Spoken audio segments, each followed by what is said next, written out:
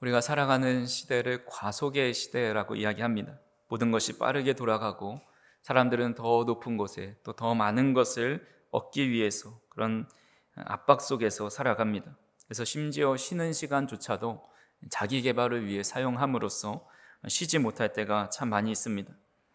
1936년에 개봉했던 찰리 채플린 주연의 모던 타임즈라는 영화가 있습니다.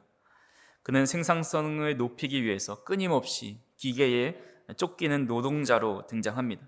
식사 시간마저도 자동 급식기에 의해서 먹게 되고 결국 그 급식기가 망가져서 음식이 얼굴에 다 쏟아지기도 합니다. 결국 그는 에너지바 하나를 먹으면서 노동을 하며 쉬지 못하는 그런 노동자의 일상을 풍자하고 있습니다. 오늘의 우리의 모습이 그런 것 같습니다. 우리는 밥을 먹지만 여전히 일 생각을 하고 몸은 쉬어도 머리는 쉬지 못합니다. 계속 무엇인가를 생각하면서 뒤척이다가 밤새 늦게 잠이 들곤 합니다. 예의대 박사 출신인 마릴린 폴 박사라는 분이 지나친 일 때문에 면역 결핍 질환을 겪게 됩니다. 그리고 나서 죽음을 마주하고 나서야 휴식이 참 중요하다라는 것을 깨닫게 되어서 휴식과 일의 균형점을 찾는 연구를 시작합니다. 그리고 나서 낸 책이 쉼과 나아감에 대하여라는 책입니다. 그 책에 자신의 지인인 앨런이라는 의사의 사례를 이렇게 적어 놓았습니다. 몸이 무겁고 개운하지 않다. 피로가 풀리지 않아 하루를 버틸 수 있을지 걱정하며 잠에서 깬다. 되도록 맑은 정신을 유지하기 위해 커피를 마시고 출근한다. 아침 회의 시간에 맞춰 제때 회사에 도착하지만 회의 시간이 갈수록 빨라지는 바람에 준비할 시간이 없다. 제대로 준비도 하지 못한 채 이 회의에서 저 회의로 서둘러 달려간다. 동료들에게 화내지 않고 차분한 모습을 보여주려 애쓴다. 어느새 퇴근 시간이 되었지만 일이 많이 남았다. 집에 가서 밤에 하겠다고 결심한다. 하루를 정리할 시간도 없이 서둘러 집으로 돌아간다. 오늘도 운동은 생략한다. 마음의 여유가 없어 가족들에게 퉁명스럽게 대한다. 저녁을 먹은 후 회사에서 가지고 온 일을 해보지만 결국 끝내지 못한다. 끝내지 못한 일을 걱정하며 잠자리에 들지만 좀처럼 잠이 오지 않는다. 수면제를 먹은 후에야 새벽 1~2시에 잠이 든다라는 이야기를 합니다. 이 앨런이라는 사람은 일에 치여서 피곤이 계속 누적되지만 자신이 건강이 나빠지고 있다는 사실을 깨닫지만 살아가면서 그 현실 속에 그것을 쉬지 못하고 멈출 수 없는 일에 둘러싸인 삶을 살아가고 있다는 겁니다. 이런 삶은 앨런의 이야기뿐만이 아니라 오늘 우리의 모습이기도 합니다. 각자의 삶은 달라도 우리는 참된 휴식을 취하지 못하고 계속해서 피곤이 누적한 채로 살아가고 있습니다. 미국의 스트레스 연구소에 따르면 업무 스트레스로 인한 사회적 비용이 연간 3천억 달러에 이른다고 합니다. 하나로 치면 400조에 이르는 금액입니다. 이는 단순히 돈의 문제가 아니라 인간의 영혼이 그만큼 날로 황폐해지고 피곤해지고 있다는 겁니다. 사람들은 흔히 말하기를 조금만 더 쉬면 괜찮아질 거야 라고 이야기하지만 많이 쉰다고 참된 쉼을 얻을 수 있는 것은 아닙니다. 우리는 올해 유난히 긴 추석 연휴를 보냈죠. 제가 과거 달력을 좀 살펴보니까 2017년에 그 임시 공휴일로 인해서 열흘을 쉬었습니다. 그리고 나서 약 8년이 지나고 나서 올해 하루 연차를 쓰면 10일을 쉴 수 있는 긴 황금 연휴를 보냈습니다. 정말 연초에 시작하면서 추석만 와라, 추석만 오면 정말 재밌을 것 같고 또 그날 무엇을 해야 될지 이미 연초에 다 계획을 해 놓기도 했습니다. 정말 기다렸던 시간입니다. 저 역시도 새벽 기도 준비도 안 하고 또 수요 기도의 준비도 안 하고 정말 잘 쉴 수 있을 것 같았습니다. 그래서 연휴 동안에 그동안 읽고 싶었던 책들 사놓고 시간이 없어서 읽지 못했던 그런 책들이 있는데 그런 책들도 좀 읽고 잠도 좀 푹 자고 또 자녀들과 함께 시간을 보내면서 지난 피로를 좀 풀어야겠다 이런 생각을 했습니다. 근데 이상하게도 그렇게 긴 시간을 쉬고도 여전히 피곤합니다. 방송실에서 제가 있다가 우리 김경재 집사님 들어오실 때 추석 연휴 잘 쉬셨어요? 그러니까 왠지 모르게 계속 피곤하네요 이렇게 하시면서 들어오는 것을 보게 됩니다. 제가 알기로 그 딸도 처갓집에 어디죠? 네, 청주에 맡겨놓고 두 분이서 아주 편히 쉬셨을 거라 생각이 되는데도 이렇게 많이 쉬었지만 사람들은 더 이상하게 연휴를 보내고 피곤하다 이야기합니다. 쉼은 길지만 어떻게 쉬느냐, 오래 쉬는 것이 중요한 것이 아니라 어떻게 쉬느냐가 중요하다라는 겁니다. 우리나라에 주 5일제가 도입되고 난 후에 사람들은 더 많이 쉴 수 있겠다, 더 많은 시간 여유롭게 보낼 수 있겠다 생각을 했습니다. 근데 그 주 5일제가 시작된 지 얼마 안 됐을 때에 기사가 나기를 주 5일제 도입됐는데 국민 81.3% 어유 피곤해 라는 제목으로 기사가 났습니다. 국민 10명 중에 8명은 여전히 하루를 더 쉬어도 피곤하다고 느끼는 것입니다. 그러니까 우리는 많이 쉬는 것이 피로가 풀리는 것이 아니라 어떻게 쉬는가가 참된 쉼을 결정진다라고 볼 수가 있습니다. 그래서 오늘 본문에 예수님께서 어떻게 쉬어야 하는지에 대한 해답을 말씀하고 있습니다. 그래서 오늘 말씀을 통해 우리가 참된 쉼이 무엇인지, 그리고 그 쉼이 어디서부터 오는지를 함께 살펴보고자 합니다. 먼저 우리는 수고하고 무거운 짐을 지고 살아가는 사람임을 인정해야 합니다. 우리 본문 28절을 같이 한번 읽어보겠습니다. 수고하고 무거운 짐진 자들아 다 내게로 오라. 내가 너희를 쉬게 하리라. 아멘. 제가 인터넷 한 커뮤니티에 보니까 인생의 짐이라는 글의 한 일부분을 발췌해 왔습니다. 인생 자체가 짐입니다. 가난도 짐이고 부유도 짐입니다. 질병도 짐이고 건강도 짐입니다. 책임도 짐이고 권세도 짐입니다. 헤어짐도 짐이고 만남도 짐입니다. 미움도 짐이고 사랑도 짐입니다. 살면서 부닥치는 일 중에서 짐 아닌 게 하나도 없습니다 라는 글이 있습니다. 우리는 돈이 많으면 문제가 없고 짐이 가벼울 것 같지만 돈이 많은 사람도 문제가 있고, 또한 돈이 없으면 더 고달프고 더 큰 짐을 지고 살아갑니다. 생활비에, 자녀 양육비에, 노후 준비에 여러 가지 받아놓은 대출을 우리의 어깨에 무거운 짐을 지고 살아갑니다. 마음도 또한 불안하고 초조하고 두렵고 억울하고 배신감과 상처의 그런 감정의 무게의 짐을 지고 살아갑니다. 잠을 자도 쉬어도 마음 한구석엔 늘 불안이 있습니다. 때로는 종교 생활 자체가 짐이 되기도 합니다.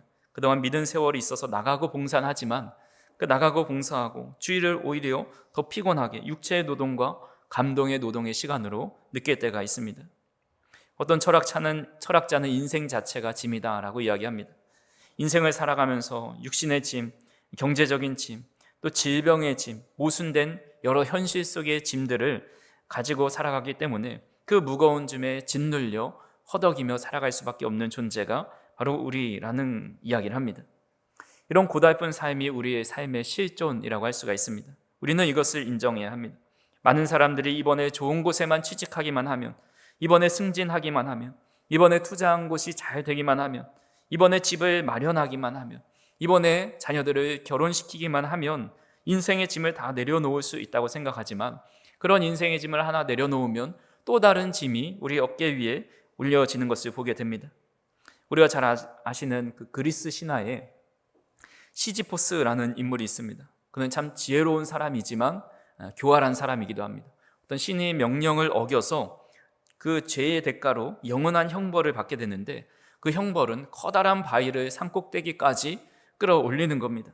계속해서 그 바위를 밀어 올리는데, 이 바위만 산꼭대기에 올려놓으면, 정상에 도달하기만 하면 이제 쉼이 있겠다라고 생각을 하지만, 그 바위가 올라가면 또다시 바위가 내려와서 다시 끌어올려야 되고, 굴러 올리면 또다시 굴러 내려오고 다시 올리는, 계속해서 끊임없이 무거운 바위를 밀어 올리는 그런 형벌을 받게 됩니다. 이것이 우리의 인생을 묘사한 것이 아닌가 생각을 해봅니다. 우리는 각자 무거운 짐을 지고 올라가면서 이 문제만 해결되면 이제 짐으로부터 가벼워질 수 있겠구나, 이 바위만 들어 올리면 이제 쉴 수 있겠다라고 생각을 하지만, 결국 또 다른 돌덩이가 지워지고 또 들어 올리면 쉴 수 있을 것 같지만 또 다른 돌덩이를 굴러 들어 올리는 그런 삶을 우리가 살아가고 있다는 겁니다. 그렇게 우리는 하나님 앞에, 우리는 늘 짐을 지고 살아갈 수밖에 없는 존재, 무거운 짐으로 인해 고통스럽고 또 절망하며 살아갈 수밖에 없는 우리의 힘든 인생임을 고백하면서 주님 앞에 나아가야 한다는 겁니다. 그래서 야고보서 4장 6절에 이렇게 말씀합니다. 그러나 더욱 큰 은혜를 주시나니 그러므로 일렀으되 하나님이 교만한 자를 물리치시고 겸손한 자에게 은혜를 주신다 하였느니라 라고 말씀합니다. 하나님은 겸손한 자에게 은혜를 주십니다. 스스로 무거운 짐을 나 혼자 지고 살아갈 수 있다고 생각하는 사람이 아니라 이런 짐을 지고 살아갈 수밖에 없음을 하나님 앞에 겸손하게 고백하면서 나아갈 때에 하나님은 은혜를 주신다라는 겁니다. 우리가 어떤 병이 생기면 병원을 찾습니다. 그러면 의사 앞에 섰을 때 의사는 어디가 아픈지, 어떤 증상이 있는지, 어디가 불편한지를 물어봅니다. 그때 의사 앞에서 우리는 다 우리의 증상을 이야기해야 합니다. 아무렇지 않은 듯이 이 정도는 참고 넘어갈 수 있어요. 난 아무런 아픔도 또 고통도 그렇게 심하지 않아요. 이렇게 말한다면 어떤 치료도 시작될 수가 없습니다. 의사에게 솔직하게 증상을 이야기하면서 여기도 아프고 저기도 아프고 이것도 불편하고 다른 사람에게 말 못하는 치부까지도 의사에게는 솔직하게 이야기해야 치료가 시작됩니다. 미국의 오하이오주 에크런에서는 알코올릭스 어너머스라는 AA라고 불리는 알코올 중독자 자조 기관이 있습니다. 이 기관은 1935년에 설립되어서 지금까지 전 세계 180여 개국 그리고 200만 명 이상의 회원이 참여했던 아주 유명한 기관입니다. 그곳에서 가장 핵심적인 회복 12가지 원리를 제공하는데 그 12가지 행동은 단순한 행동이 아니라 자신의 무력함을 인정하고 영적 회복을 향해 나아가는 그 과정에 대해서 이야기합니다. 그래서 그 첫 번째 단계가 바로 인정하는 것입니다. 그 앞에 세 가지 단계를 살펴보시면 우리는 알코올에 대하여 무력하며 우리 삶이 통제 불능 상태가 되었음을 인정한다. 두 번째로 우리보다 더 큰 힘이 우리를 온전한 정신으로 회복시킬 수 있음을 믿게 되었다. 세 번째로 우리가 이해하는 하나님께 우리의 의지와 삶을 맡기기로 결심했다. 이러면서 12단계까지 나아가게 됩니다. 그러니까 자신이 알코올에 중독되어서 스스로 통제할 수 없게 되었음을 인정하는 것에서부터 회복이 시작된다라는 겁니다. 그리고 그것에서부터 벗어나기 위해서는 스스로의 힘이 아니라 나보다 더 큰 존재가 그것에서 회복시킬 수 있다는 것을 인정할 때에 치료와 회복이 일어난다라는 것입니다. 그래서 오늘 본문에서도 예수님은 수고하고 무거운 짐진 자들이라고 말씀합니다. 이 수고한다라는 말은 완전히 소모된 상태, 지쳐버리고 탈진한 상태를 의미합니다. 그러니까 배터리가 다 방전되어 있는 상태입니다. 몸은 일어나고 싶지만 마음이 따라주지 않습니다. 또 하루 종일 일하고 돌아와 주저앉았는데 숨 한 번 크게 내쉬는 것조차 쉽지가 않습니다. 그것이 바로 수고한 자의 모습입니다. 그리고 무거운 짐을 지었다라는 것은 스스로 진 짐이 아니라 누군가에게 감당할 수 없는 짐을 지어준 상태, 누군가가 나에게 짐을 지어준 그런 상태를 의미합니다. 그러니까 우리의 영혼이 그럴 때가 있다라는 거죠. 기도할 힘도 없고 사랑할 힘도 없고 용서할 힘도 없고 심지어 살아갈 그런 어떤 것을 하고자 하는 그런 힘조차 바닥날 때가 있다라는 겁니다. 그럴 때 우리는 이렇게 고백해야 하는 겁니다. 하나님, 이제는 정말 지쳤습니다. 제 안에 힘이 다 닳아버렸습니다. 인내도 또 사랑도 용기도 비전도 메말랐습니다. 하나님, 제게는 하나님의 도움이 필요합니다 라고 고백하며 주님 앞에 나아가야 한다라는 것입니다. 우리가 수고하고 무거운 짐을 지고 있음에도 아무렇지 않은 듯이 앉아있는 것이 아니라 주님 앞에 나아가 예배 드릴 때 하나님, 오늘도 주님의 은혜가 없이는 내가 이 무거운 짐을 지고 일상을 살아갈 수가 없습니다. 아무런 의지도 힘도 감당할 수 있는 힘이 내 안에 에너지가 나타나지 않습니다. 늘 겸손하게 주님 앞에 나아갈 때에 하나님은 겸손히 나아가는 자에게 은혜를 베풀어 주신다 말씀하고 있습니다. 그래서 우리가 예배하고 기도할 때 저 아무렇지 않아요, 저 괜찮아요 라고 말하는 것이 아니라 우리의 자신의 무거운 짐을 주님 앞에 솔직하게 내려놓고 우리의 아픔과 고통과 지쳐있는 그 상태로 주님 앞에 나아갈 때에 우리 안에 참된 회복과 쉼이 허락된다라는 사실입니다. 그런 버거운 짐을 지고 수고하는 우리를 향해서 주님은 놀라운 초청을 하십니다. 두 번째로 다 내게로 오라, 내가 너희를 쉬게 하리라 말씀하고 있습니다. 이 말씀은 단순한 위로가 아니라 하나님의 초대입니다. 세상은 늘 조건을 보죠. 능력이 있으면 와라, 결과를 보여주면 기회를 주겠다, 내가 변하면 받아주겠다. 하지만 주님은 자격을 따지지 않으십니다. 어떤 것을 가지고 있는지, 또 얼마나 많이 믿었는지, 얼마나 잘 살았는지 그것을 보지 않으시고 누구나 수고하고 무거운 짐진 자들이라면 내게로 오라 말씀합니다. 자신이 수고하고 무거운 짐을 지고 있다고 인정하는 사람 누구라도 다 주님께로 나아오라 라고 말씀하고 있는 것입니다. 성경은 주님께 나온 자들의 이야기로 가득 차 있죠. 우리 혈류증 여인은 12해 동안 심한 고통을 시달렸습니다. 재산을 다 잃고 사람들로부터 부정한 자다, 배척을 받으며 살아갔습니다. 하지만 군중을 뚫고 예수님의 옷자락을 만졌을 때에 주님은 따라 내 믿음이 너를 구원하였다라고 말씀하십니다. 바디메오는 눈이 보이지 않았습니다. 예수님께서 지나간다는 소식을 들었을 때 다윗의 자손 예수여 나를 불쌍히 여기소서 간절히 부르짖을 때에 주변 사람들이 다 조용히 하라고 질책합니다. 하지만 그는 포기하지 않고 주님께 더 크게 외쳤을 때 주님은 그를 보시고 눈을 뜨게 하십니다. 또한 중풍병자 친구들이 들것에 실어서 주님 앞에 내려왔을 때에 예수님은 그들의 믿음을 보시고 작은 자야 내 죄사함을 받았느니라 라고 말씀합니다. 이런 주님 앞에 나오는 모든 사람들의 특징은 누구보다 인생의 큰 무거운 짐을 지고 살아가고 있었다라는 겁니다.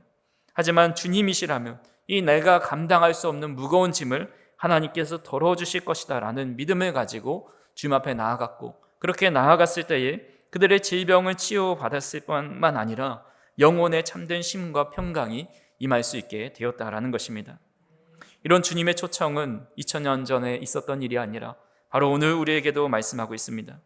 이 시대에도 예수님은 여전히 내게로 와라, 수고하고 무거운 짐이 얼마나 무겁느냐, 내게로 와라, 나에게서 참된 쉼을 얻어라 라고 말씀하고 있습니다.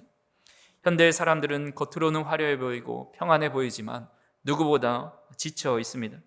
스마트폰 알림은 하루도 쉬지 않고 울리고 있고 비교와 경쟁은 쉼없이 우리를 몰아세웁니다. SNS를 보면 모두가 다 행복해 보이지만 현실 속에 많은 사람들이 심리적 고통과 우울과 불안 속에 살아갑니다. 그래서 우리나라 잘 알고 있다시피 OECD 국가 중에 부동의 자살률 1위이고 또 우울증 약 복용률 증가율이 세계 상위권에 이르고 있습니다.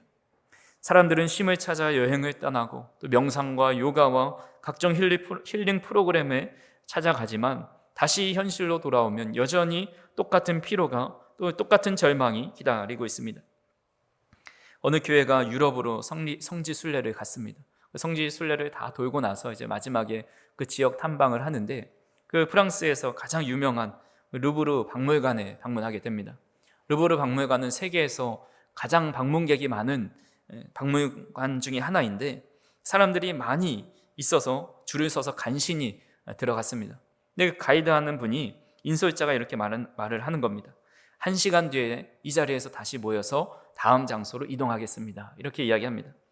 그때 유명한 작품들이 너무 즐비한 곳이고 또 그곳에 한번 가보기도 쉽지 않은데 정말 그 작품 하나하나를 유심히 살펴보고 생각하는데도 시간이 모자란데 1시간만 돌고 오라는 그 말에 인솔하며 떠났던 이 목사님이 속으로 화가 난 겁니다. 멀리서 와서 세계 최고의 이 박물관에서 1시간만 보고 나오라니 어떻게 그럴 수 있는가, 화가 나려고 하는 때에 그래서 한마디 하려고 했을 때 이미 교인들이 다 흩어져 가지고 빨리빨리 명화 앞에서 사진을 찍고 또 다음 명화에 가서 사진을 찍고 그런 장면들이 연출됐다고 합니다. 우리 해외여행을 가면 한국 사람들이 얼마나 부지런한지 모릅니다. 새벽 5시, 6시에 호텔 로비 앞에 모여가지고 하루의 일정을 빼곡히 채워서 움직입니다. 한국 사람들은 멀리서 돈 내고 비싼 돈 내고 여기까지 왔는데 시간이 아깝고 돈이 아까우니까 하루 일정을 꽉꽉 채워서 그 스케줄을 짭니다. 그래서 결국 쉬러 간 여행에 참된 쉼이 없고 또 돌아오면 더욱더 피곤해하는 모습을 보게 됩니다. 우리가 여행을 가도 또 명상을 해도 아무리 휴가를 길게 가져도 주님 안에서 쉼을 누리지 못하면 결국 또 피곤이 찾아옵니다. 쉬지 못한 상태로 또다시 돌아갑니다. 그래서 쉼은 장소가 아니라 관계에 문제가 있습니다. 주님과의 관계가 회복될 때에 진정한 쉼을 얻을 수 있다는 것입니다. 왜냐하면 우리 주님은 살렘의 왕, 샬롬의 왕, 평강의 왕이시기 때문입니다. 주님 자체가 평강이시기 때문에 주님과 함께 있는 그 시간은 참된 평강을 누릴 수 있고 주님 자체가 안식일의 주인이시기 때문에 주님과 함께 거할 때에 우리 마음 가운데 참된 안식이 임할 수 있게 되기 때문입니다. 주님과 멀어지면 어떤 풍요 속에서도 불안하게 되고 주님과 가까이 가게 되면 어떤 결핍 속에서도 평안을 누릴 수 있습니다. 초대 교부의 어거스틴은 이 사실을 깨달았습니다. 젊은 시절에 크게 방황하고 또 방탕한 삶을 살아가면서 철학과 세상의 지식을 쫓았지만 그 어떤 것도 그의 마음을 채울 수 없었습니다. 그가 마침내 하나님께 돌아오고 나서 고백록을 지었는데 그 1권 1장 1절 가장 첫 부분에 이런 고백을 합니다. 주여 위대하시며 크게 찬미 받으실 분, 당신의 능력은 위대하시며 당신의 슬기는 헤아리지 못하겠나이다. 그리고 당신께서 창조하신 것 가운데 한 조각인 사람이 당신을 찬양하길 원하나이다. 당신은 우리를 당신을 향하여 지으셨습니다. 그리고 우리의 심장은 당신 가운데 쉼을 얻을 때까지 편하지 않습니다. 라는 고백을 합니다. 주님께서 우리를 지으셨으므로 주님 안에서 쉬기까지는 안식이 없다라고 고백하고 있는 것입니다. 이사야서 55장 1절에서 3절을 이렇게 말씀합니다. 좀 길지만 제가 읽어보겠습니다. 오호라, 너희 모든 목마른 자들아 물로 나오라. 돈 없는 자도 오라. 너희는 와서 사 먹되 돈 없이 값없이 와서 포도주와 젖을 사라. 너희가 어찌하여 양식이 아닌 것을 위하여 은을 달아주며 배부르게 하지 못할 것을 위하여 수고하느냐. 내게 듣고 들을지어다. 그리하면 너희가 좋은 것을 먹을 것이며 너희 자신들이 기름진 것으로 즐거움을 얻으리라. 너희는 귀를 기울이고 내게로 나와 들으라. 그리하면 너희의 영혼이 살리라. 내가 너희를 위하여 영원한 언약을 맺으리니 곧 다윗에게 허락한 확실한 은혜이니라. 아멘. 주님은 말씀하는 겁니다. 누구든지 와라. 귀를 기울여라. 내 안에 거하라. 그리하면 너희가 많은 것을 누리게 될 것이고 너희의 영혼이 살게 될 것이다 말씀하고 있습니다. 간절히 바라기는 우리가 어디에서도 얻을 수 없는 안식을 주님 앞에 나아왔을 때 얻으실 수 있기를 간절히 소망합니다. 주님 앞에 예배하는 이 시간, 기도하는 그 자리, 말씀 보는 그 시간, 묵상하는 그 자리가 주님과 함께하는 자리요, 또 주님께서 주시는 참된 안식을 누릴 수 있는 자리가 될 수 있기를 주님의 이름으로 축원합니다. 마지막으로 주님의 멍에를 맬 때 참된 쉼을 얻을 수 있습니다. 오늘 본문 29절에서 30절을 같이 한번 읽어봅니다. 나는 마음이 온유하고 겸손하니 나의 멍에를 메고 내게 배우라. 그리하면 너희 마음이 쉼을 얻으리니 이는 내 멍에는 쉽고 내 짐은 가벼움이라 하시니라. 아멘. 우리는 쉼을 흔히 아무것도 하지 않는 것이다 라고 생각할 때가 있습니다. 하지만 아무것도 안 하는 것만이 쉼은 아닙니다. 또한 잠을 많이 잔다고 잘 쉬는 것도 아닙니다. 국민건강영양조사에 따르면 9시간 자는 사람과 7시간에 자는 사람의 피로도에 대해서 조사를 했다고 합니다. 누가 더 피로도가 적을 것 같습니까? 우리가 생각할 때 9시간을 자면 더 피로도가 적을 것 같지만 이상하게도 9시간 이상 자는 사람의 사람들이 피로감을 더 많이 호소했다라고 이야기합니다. 현대인들이 피로에 쩌들어 있는 이유 중에 하나는 일이 많아서도 아니고 잘 쉬지 못해서도 아닙니다. 그것은 의미의 부재에서 온다고 이야기합니다. 하버드 대학교의 행복연구소에 따르면 현대인의 피로와 번아웃은 일의 양이 아니라 일의 의미를 상실한 상태에서 더 많이 나타난다 이야기합니다. 일의 양이 아니라 일의 의미를 상실했다라는 겁니다. 즉 몸이 바빠서가 아니라 삶의 목적이 희미해질 때 우리는 더 피곤하고 피폐해집니다. 아무런 목적 없이 의미 없이 멍에를 지고 살아갈 때에 그 멍에가 너무 무겁게 느껴지고 피로가 점점 누적되는 것입니다. 영적인 생활도 마찬가지입니다. 우리는 아무것도 안 하는 것이 쉬는 것이다 생각을 합니다. 하지만 아무런 짐도 지지 않는다고 쉼을 얻을 수 있는 것이 아닙니다. 의미가 있는 일, 가치 있는 일을 해 나아갈 때에 오히려 우리의 영혼이 더 힘을 얻고 마음이 건강해지고 활기가 넘쳐나게 되는 것입니다. 그래서 주님은 우리에게 수고하고 무거운 짐진 자들아 다 내게로 와라. 너무 힘들었지. 그 짐을 다 내려놓고 아무 짐도 지지 말아라 말씀하지 않으십니다. 오히려 그 무거운 짐을 지고 있음에도 불구하고 내 멍에를 함께 메라 라고 말씀하고 있습니다. 그리고 나의 온유와 겸손을 배울 때에 멍에를 지고 함께 나아갈 때에 참된 쉼을 얻게 된다 말씀하고 있습니다. 온유하다라는 것은 길들여졌다, 조율되었다라는 의미입니다. 예수님은 하나님의 뜻에 완전히 마친 삶, 또 하나님 앞에 조율된 삶을 살아갔습니다. 자신의 욕심이나 감정이 아니라 하나님의 뜻을 쫓아 살아간 겁니다. 또 겸손하다는 것은 바닥에서 멀지 않다라는 뜻입니다. 그러니까 겸손한 사람은 늘 바닥에 엎드려서 하나님의 자비하심과 선하심과 또 하나님의 은혜를 갈망하는 사람이다라는 겁니다. 예수님은 하나님의 아들이셨지만 하나님의 뜻에 자신을 철저히 맡기시고 하나님께 완전히 조율된 삶을 살아가고 있었다라는 겁니다. 예수님 시대 때 소 2마리가 함께 멍에를 메고 밭을 갑니다. 한 마리보다 2마리가 더 밭을 메기 쉽기 때문이죠.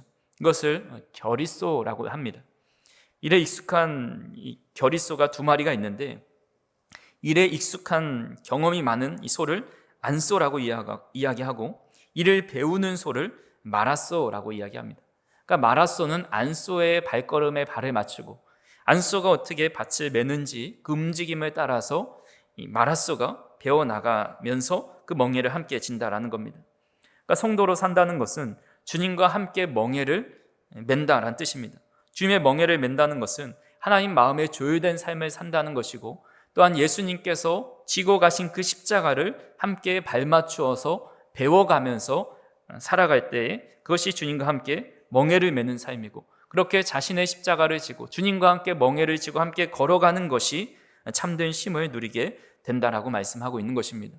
그렇게 우리는 때로는 신앙생활할 때 너무 편안함만을 추구하는 것이 아니라 우리가 각자 지고 가야 할 멍에가 무엇인지, 그 적당한 멍에, 또 주님께서 허락하신 멍에를 주님과 발맞추어서 함께 걸어갈 때에 그것이 우리의 영혼에 참된 쉼과 활력을 부어준다라는 사실을 꼭 기억하실 수 있기를 간절히 소망합니다.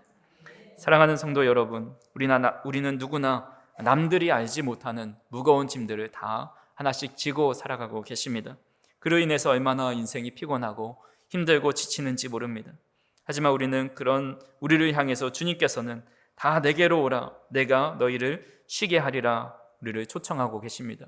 우리가 그 초청에 응답해서 늘 주님 안에서 쉼을 얻을 수 있는 은혜가 있기를 간절히 소망합니다. 제가 인상 깊게 봤던 영화 중에 오두막이라는 영화가 있습니다. 그 오두막은 주인공이 어린 딸과 가족끼리 함께 여행을 갔는데 어린 딸이 납치를 당해서 결국은 살해를 당하게 됩니다.